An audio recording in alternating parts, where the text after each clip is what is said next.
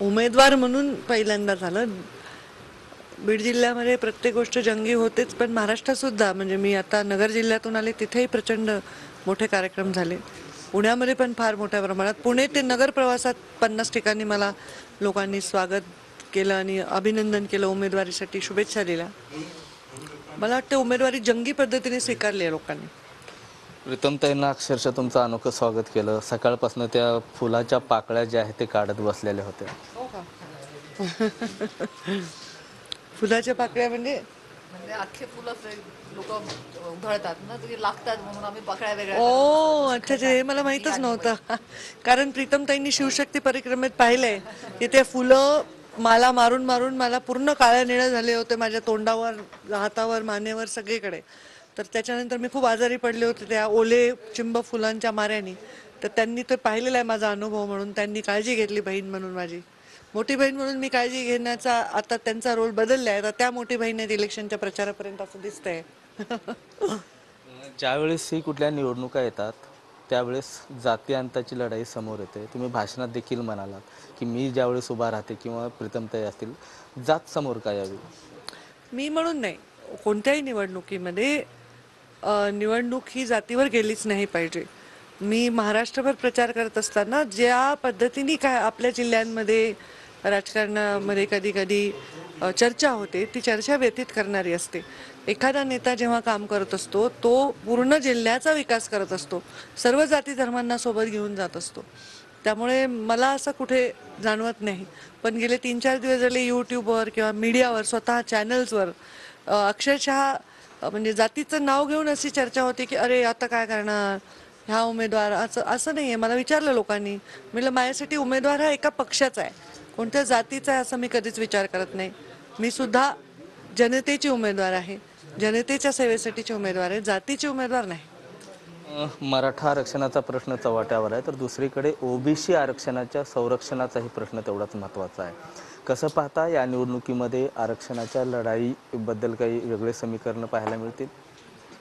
आता काय लढाईचे समीकरण मिळणार? आचारसंहिता झाली. सत्ताधाऱ्यांनी लढाई ही न होऊ देण्याकडे जास्तीत जास्त लक्ष देणं हे सत्ताधाऱ्यांचं कर्तव्य असतं. त्यामुळे आता मी तर कोणत्याच त्या कुठल्याही पदावर नाही. जर आले तर नक्की ही लढाई कमी करण्यासाठी आणि ह्याच्यातून चांगला मार्ग काढण्यासाठी मी मोठं योगदान देईन. मनोज जरांगे पाटलांचा लढा तुम्हाला माहिती आहे. या लढ्याकडे कसं पाहता? 24 तारखेला ते निर्णायक सभा घेणार आहेत. लोकांचं म्हणणं आहे की एखाद्या वेळेस मनोज जरांगे पाटील देखील निवडणुकीच्या रिंगणात उभे राहतील. काही वेगळं आव्हान म्हणायचं ताई? मी त्यांच्याकडे असं काही पाहण्याचं गरज नाही आहे. मला वाटतं ते त्यांचा संघर्ष करतायत, ते त्यांचं आंदोलन करतायत, समाजासाठी करतायत. जरांगे पाटलांचं आंदोलन जेवढं मी पाहिलं आहे ते अत्यंत निष्पाप मनाने समाजासाठी जर काम करत असतील आणि त्यांनी अनेक वेळा सांगितलं की मी राजकीय भूमिका घेणार नाही, तर मला जेवढं वाटतं ते अशी काही भूमिका घेतील कोणत्या पक्षाचं समर्थन किंवा कुठल्या पदावर जाण्यासाठी निवडणूक लढण्याचं असं काही आत्ता दिसत नाही. पण तसं घेतलं तरी स्वागत आहे त्यांचं. 10 वर्षापूर्वी प्रीतमताईचा प्रचार तुम्ही करत होता, त्यावेळेस मुख्य आश्वासन दिलात होता रेल्वेचा. रेल्वेचं स्वप्न आता स्वप्नपूर्तीकडे झालेलं आहे. कसं पाहता? मी हे स्वप्न मुंडे साहेबांच्या वेळीच पाहिलेलं आहे. प्रीतमताईच्या वेळी पूर्ण करण्याचा योग आला. किती नशिबान आहेत आपण, इतके वर्ष जिल्ह्यांनी प्रतीक्षा केली. तर ताईंचं भाग्य केवढं आहे की ताईंच्या हातून त्या गोष्टी घडल्या. मोदीजी जेव्हा आले होते प्रचाराला प्रीतमताईंच्या, त्यांनी महाराष्ट्राच्या प्रचाराची सुरुवात 2014ला बीड जिल्ह्यातून केली होती. मुंडे साहेबांच्या जाण्याचा आक्रोश होता, तेव्हा मोदीजींनी शब्द दिला होता बीड जिल्ह्याला रेल्वे देईन म्हणून.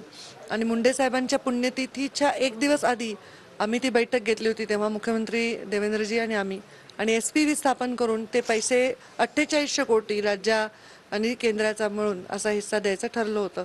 तर ती रेल्वे ज्या दिवशी ते SPV मंजूर झाली त्या दिवशीच ती संपूर्ण झालेली आहे. लँड ॲक्विजिशनमुळे काही ठिकाणी थोडासा म्हणजे वेळ लागला, एवढंच. महाराष्ट्राची वाघीण पंकजाताईंना काय आव्हान वाटतं या निवडणुकीत? मला काही आव्हान वाटतं की अफवा किंवा अपचर्चांचा जास्त प्रादुर्भाव होऊ नये, चुकीच्या पद्धतीने लोकांनी काहीतरी व्हायरल करू नये आणि काहीतरी त्याच्यामुळे राज्यभराचे माझे समर्थक विनाकारण व्यथित होतात आणि चिंतित होतात. तर असं काही होऊ नये एवढंच माझं म्हणणं आहे. सोशल मीडियाचा चांगला वापर व्हावा. नक्कीच सोशल माध्यमाचा जो वापर आहे तो चांगल्या पद्धतीनं झाला पाहिजे. अफवावर कोणीही विश्वास ठेवला पाहिजे नाही आणि अफवाचा पेव देखील वाढवला नाही पाहिजे, असंही आता भाजपच्या उमेदवार पंकजा मुंडे हे बोलताना सांगतात. कॅमेरा पर्सन हरीशसह मी महेंद्र कुमार मुधोळकर, TV9 मराठी, आष्टी, बीड.